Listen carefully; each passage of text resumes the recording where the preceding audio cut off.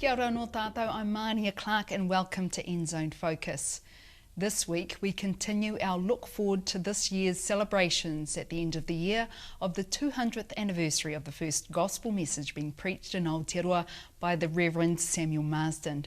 And my special guest this week is Keith Newman, historian and author of several books about New Zealand's early Christian history, including Ratana The Prophet, Bible and Treaty, and his latest book, Beyond Betrayal, Trouble in the Promised Land.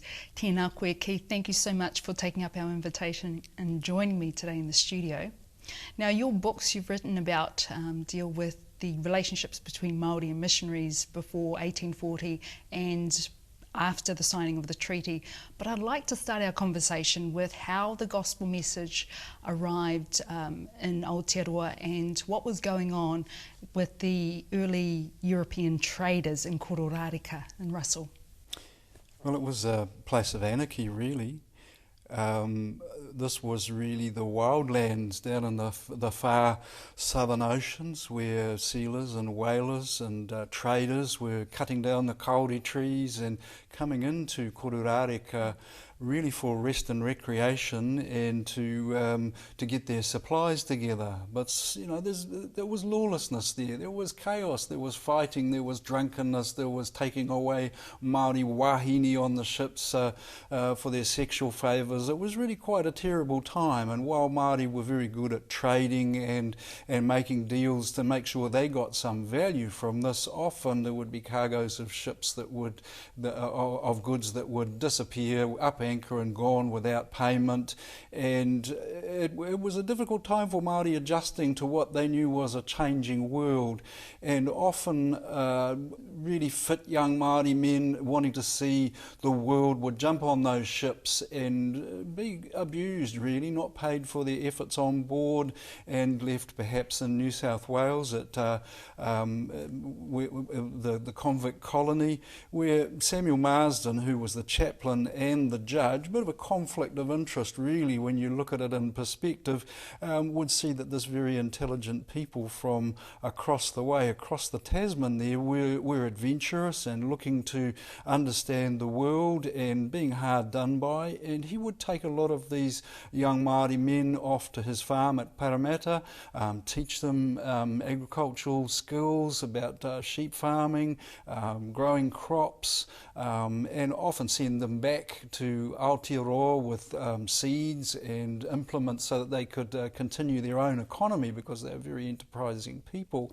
But it was Te Pāhi, the Ngāpui chief from the far north, and he sent his sons across to learn some more, and Ruatara, who's the great seafaring chief who had amazing adventures, but a very sad story about how he was abused as well. They both were saying to Marsden, well, can you come and teach our children? Can you come and help us prepare? Can you bring some balance to the chaos that is happening? And 1814 is when they finally come. Now, following the gospel message being preached by Reverend Samuel Marsden at Hohi, the conversion of Māori was very slow. Why was that? It's interesting because Samuel Marsden's message is to preach the good news of the gospel into all of the earth. You know, I bring the good news, I bring te rongopai. And I don't think the missionaries were really prepared for what they, for setting up. They were artisans, they were geared to teach Māori new skills and crafts, but they couldn't even provide their own gardens because the area that Marsden chose at Hohi Bay there wasn't a very fertile area, so they were reliant on Māori to provide them with sustenance and protection at this time of civil war. So very dependent on Ruatara.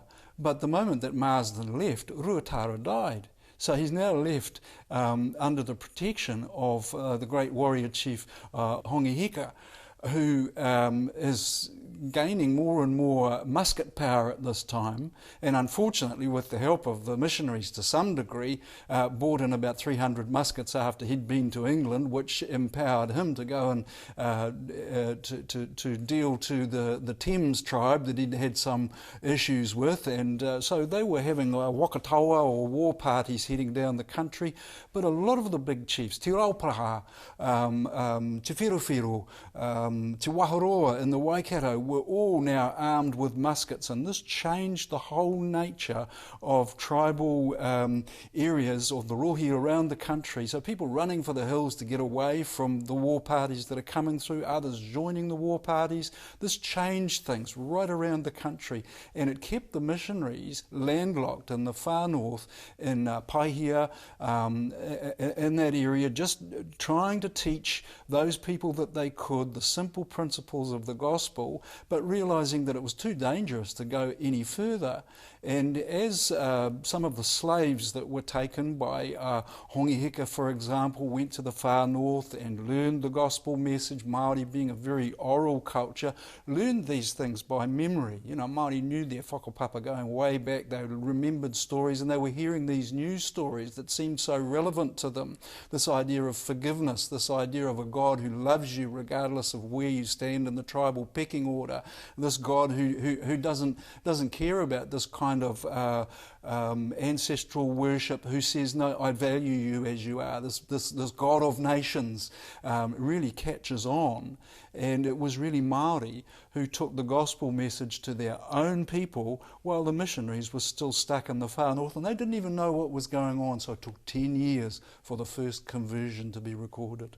Right, and by the 1830s, there was a whole spiritual and cultural revolution that began to take place in amongst Māori. Can you tell us about that? Absolutely. This was a second wave of missionaries with Henry Williams having come out and really decided that this was the gospel first. That was what was important, not being an artisan first or skilled with the trades. And then his brother William Williams coming out, who's a scholar, and he begins to pull together the translations of the Te Kawanata Hau, the New Testament, into the Maori language for the first time. So the Wesleyans and the Anglicans are working together on translation. All the teaching is done in the Maori language. Everything is done in the Maori language. They're not forcing them to learn English. They're giving them their own language back in a written form.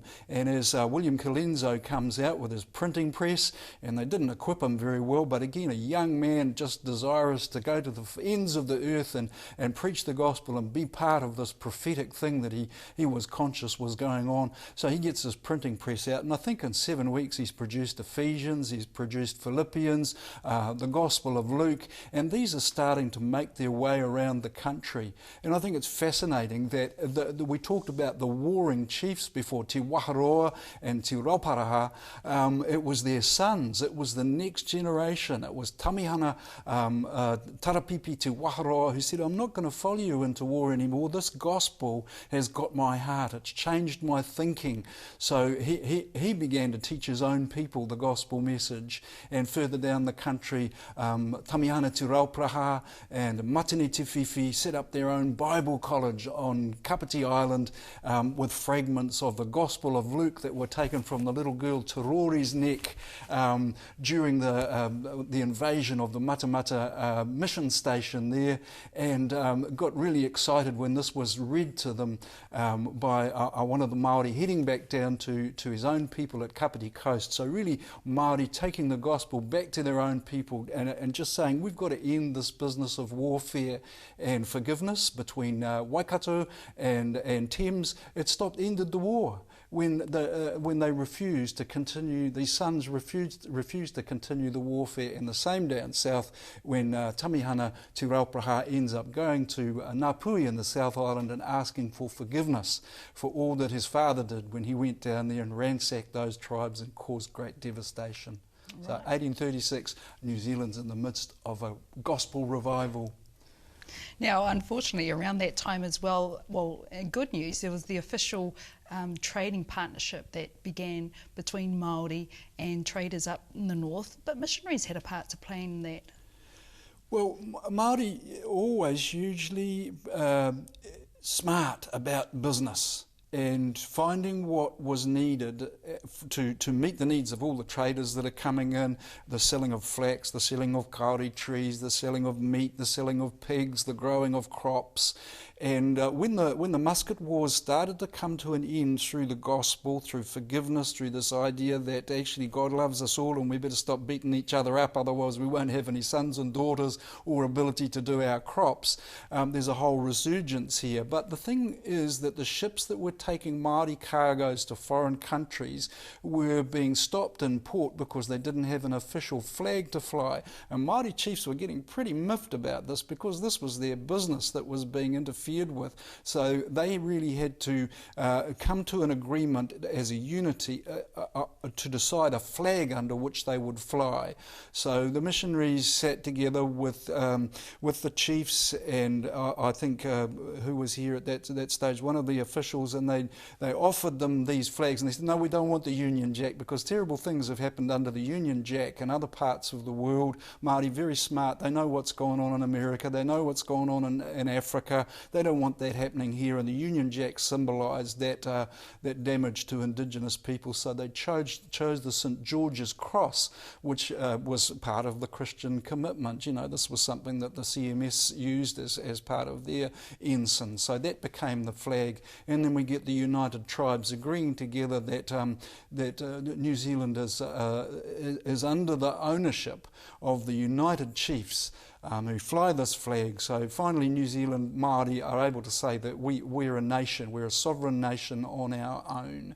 And you know, that's quite exciting, Māori getting a sense that they're part of this unfolding, emerging world in which they're trading, in which they've got good relationships with the missionaries who are helping them to translate and understand what's going on in the world. Great, Keith. So much more for us still to talk about, but we'll speak some more after the break.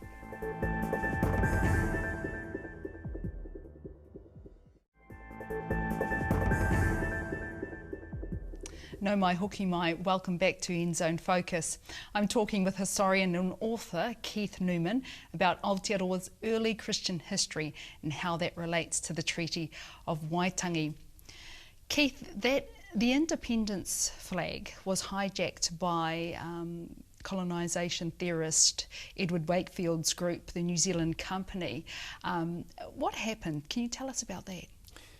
Well, Britain wasn't ready to come to New Zealand. It wasn't ready to colonise New Zealand. We have had colonies enough, they were saying in the Colonial Office, and there were some very good people there, Christians. James Stephen, who was the nephew of Wilberforce, who was the author of the repealing and end of slavery in Britain and changing really the whole face of Britain in terms of working conditions and founding the missionary societies, and he actually was a sponsor of Samuel Marsden, which I find is interesting.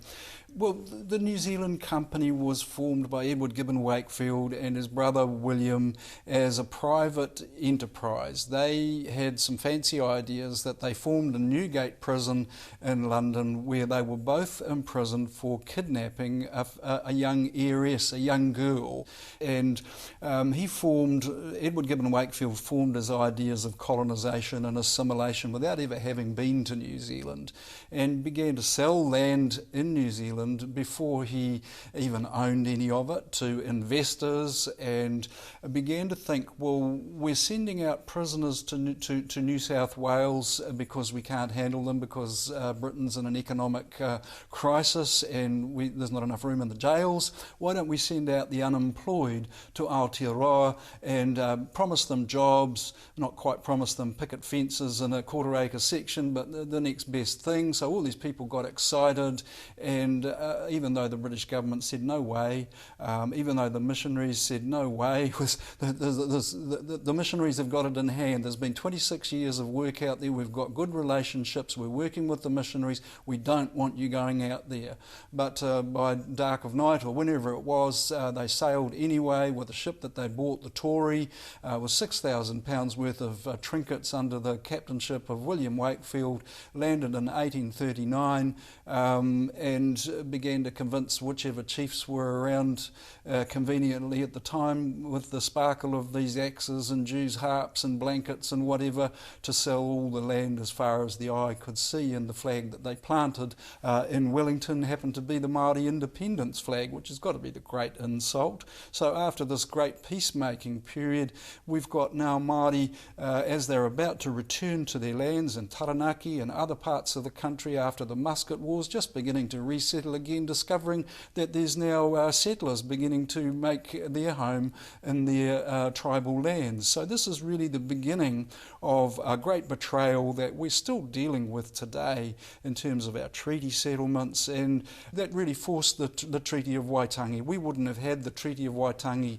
as early in the picture, or we may not have needed to have had it if it hadn't been for the New Zealand Company forcing the British hand to come here, and those Christian humanitarians in the Colonial Office saying, hang on a minute, we can't have this going on. It had to be done in agreement with Māori, only if Māori agreed, and it had to protect Māori land, Māori assets, Māori way of life, and not undermine it. So that was the good intentions that were there with the British government and the Māori through the Treaty of Waitangi in 1840.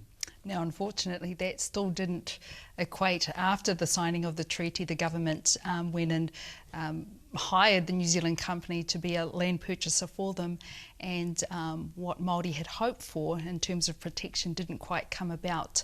Now, what did that do for Maori relationships to the missionaries during that whole period? Well, that was very difficult because the missionaries could only act on what they'd been assured, but those Christians in the Colonial Office were soon gone and replaced by people who gave no truck to the treaty at all. They just saw it as an inconvenience and pretty much run roughshod over a lot of those promises that had been made. I mean, Honiheki was the first one to sign the treaty, and the treaty would not have been signed unless the missionaries gave an assurance that this was the beginning of a new partnership. No, it was Colenso said, what if Māori don't fully understand what it is that they're signing here? And Governor Hobson said, well, it's no business of mine if they don't. And Honiheki said, who was actually an Anglican lay reader, ran around with the Bible under his arm all the times, and a close friend of Henry Williams, said the missionaries will look after us, they'll explain it to us. So really, in a way, the church, these are our spiritual ancestors, the missionaries. We still carry that mandate today, the mandate of being the spiritual arm of what that treaty was all about. That treaty was a kawanata, a covenant that was signed in all good faith. But once you lost those people in the Colonial Office, greed took over that great thing that gets in the way of all fair dealings. It was really, no, there's more settlers coming here than we can cope with. We need the land and we'll have it in whatever way we possibly can. And that's why Honiheki cut down that flagpole, because the promises that were made to him about the economic advantages that would accrue to the Ngāpuhi people were immediately, we're gone within a year. The capital shifts to Auckland. He's having to pay taxes to bring his waka into Kororareka, all the goods that Māori are depending on, they're having to pay taxes on. He's going, this is not what was... So we have to understand that drama of the cutting down, the heki hacking away at the flagpole is really an unfolding, say, taiho, hang on a minute, we need to have a discussion, we need to talk about this, because what is unfolding here is not what was promised. And unfortunately this continued throughout the island as various settler groups and the New Zealand Company pushed themselves in without fair discussion with the local people, not talking with the chiefs, not understanding Māori customary right, just bulldozing their way through, walking through Māori urupa with their weapons, putting in the surveyors' pegs, and Māori are going, well, where are we going to live?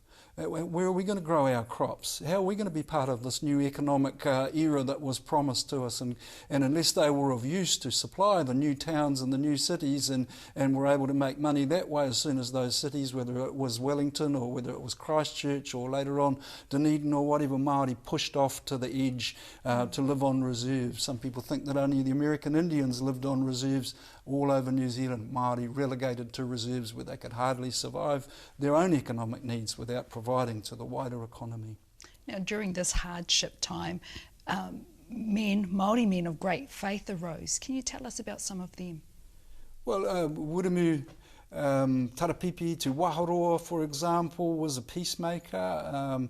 He tried to make peace in Taranaki when there was a takeover of the land there, and the chief from the Kapiti Coast went back to his people at Waitara and started to again make the land profitable. Governor Gray wanted that land at any cost, and then Governor Gore Brown was even less considerate, and in the end when Wiremu Kingi sent out the old ladies to pull up the surveyor's peg, he considered that was martial law was declared, and he already had the troops waiting. So they bombarded Wiremu Kingi's village, and he's a great man of God. He was converted by Octavius Hadfield, made the way, protected Wellington for a while, but here he is, this village, while he's trying to stand up for his chiefly right, bombarded, including his little wharenui where he carries out the church and all his New Testaments. He was really upset about that, so he goes across to Wiremu Tamihana's people in Waikato and say, well, what's going on? And we've heard about the Kingitanga movement, which was really a move for Māori to have a voice for themselves, to say, well, hang on a minute, let's take a break on all this land grab. We need to have a voice to be able to discuss this. It's not, we were promised it was never given to us. So Wiremu Tamihana, peacemaker, goes and makes peace early on in that, but pretty soon Governor Gore Brown, he gets sacked because he's pushed Māori. People are seeing the missionaries are standing up and saying, Octavius Hadfield saying, you're just going too far. You're really causing a great deal of damage. So he gets sacked, gets sent off to Tasmania, and Governor Gray, unfortunately, when he doesn't get what he wants, he brings the troops into Waikato. There's 3,000 Māori there, and you've got 12,000, 15,000 troops, and all the British come in and take over the Waikato lands, including Wiremu Tamihana's land, when he's tried to be the peacemaker, but he still retains the faith. That's the amazing thing, is right through to the end. Even when Wiremu Tamihana is asked, after he's had his land taken, and after that land's now being settled by foreigners, he's down at Parliament to give an account for it. He's still being poetic, he's still being a peacemaker. He doesn't get his land back, but they hold an affair afterwards to celebrate him. He's getting sick. He says, well, listen, I'll play you drafts, I'll play you for the Waikato. And they said, no. But there's 3 MPs who've been most responsible for taking most of Māori land. He beats them all at a game of drafts. And then a short while later, he's on his deathbed, and he's got his Bible beside him, and he passes on that mantle to his son Toko, who goes to England with another petition to the Crown to say, please listen to our appeals as a people. And then he goes to England again with Ratana, with the appeal to put the treaty back on the table. So there's a continuity of history, there's a raranga, there's a beautiful weave of Māori men and women of God who've stood on the foundations of the gospel, who've not let go despite all the betrayal and the disappointment, standing with Christian missionaries to try and make good on all of this. And I don't think God's finished with this country yet, Mānia. He's got a great plan ahead for us. We have shared stories. Let's discover those shared stories. That's what the books are about. Ngā mihi nui ki a koe, Keith. So enjoyed talking to you today and having this conversation here, and I'm sure our viewers will have enjoyed it as well. Thank you so much. And that brings our program to a close. Thank you for joining us, and we hope to see you again next week. Ka kite anō. God bless you.